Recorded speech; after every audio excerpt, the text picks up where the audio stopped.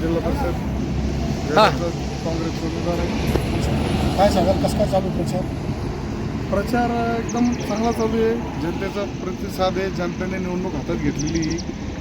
त्यामुळे काही विषय नाही. जागाचे राजधानी नेली. मागील काही कामाचं कसं कामं, काय कामं मागचे विकासाची?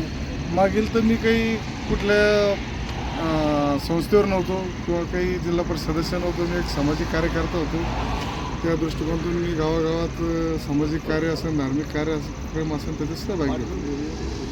निवडून आल्याचं तर कुठल्या कामाला पहिलं प्राधान्य देशाल आपण?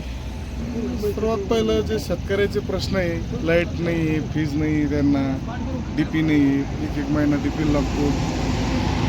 गावागावात दांडी वस्तीवर खूप घाण आहे. गल्ल्यांना कुठलीही असुविधा आहे. अजून बी जर बघितलं तर आडगाव जे सर्कलमधला जो अर्धा भाग आहे खूपच मागासलेला पट्टा आहे. त्याला विकसित करण्यासाठी गावाला शहरीकरण देण्याचा प्रयत्न केला. आरोग्यासाठी काय सुविधा करणार? सर्वात पहिलं आडगाव गाव आहे, तिथं खूप मोठा दूध व्यवसाय आहे.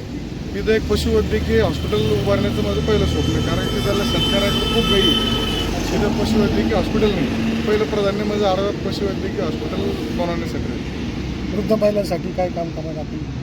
वृद्ध महिलांसाठी आता जेवढ्या योजना असेल, श्रमभाव असेल वगैरे खूप पेन्शन योजना त्याच्यासाठी त्यांना पैसे मंजूर करून त्यांना जास्तीत जास्त फायदा करण्याचा प्रयत्न करू. काही गरिबाची मुलं आहेत, त्यांना काय कसं शिक्षणासाठी?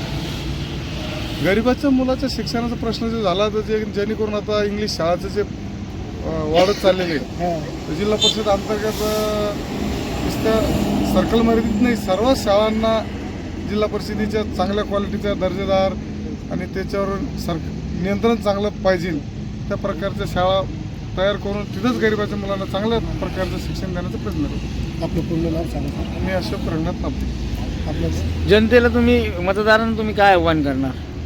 मी जनतेला आवाहन करणार का या मतदारसंघात जे बी उमेदवार आलेले हे कधीच हे मतदारसंघात फिरकलेले नाही. हे फक्त पोस्टरबाजी, होर्डिंगबाजी करून हे चेहरा दाखवत आहे. एक तर भाजपचा उमेदवार आहे तो हा मतदारसंघातला नाही आणि या मतदारसंघात त्याचं गाव बी नाही.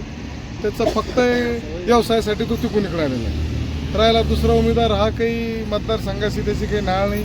तो अचानक आला आणि कामाला लागला. त्याच्यामुळे मला तर वाटत नाही माझं पुढं काही आव्हान आहे. ही निवडणूक जनतेने हातात घेतलेली आणि माझा चांगल्या मताने विजय होईल याच्यात काही शंका नाही.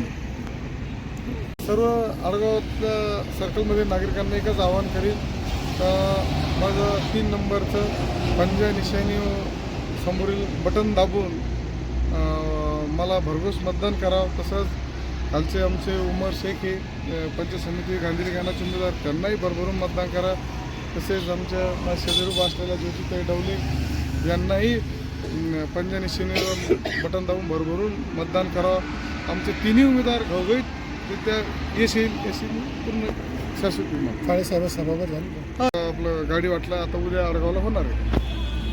घाबराचं कारण नाही. काळेसाहेब असेल, विलासबापू आवताडे असेल, त्यांचा मुलगा असेल विश्वास आवताडे, असंख्य कार्यकर्ते काम करीत आहे. काही मलाच माहीत नाही इतके कार्यकर्ते माझ्या काँग्रेसचं काम करीत आहेत.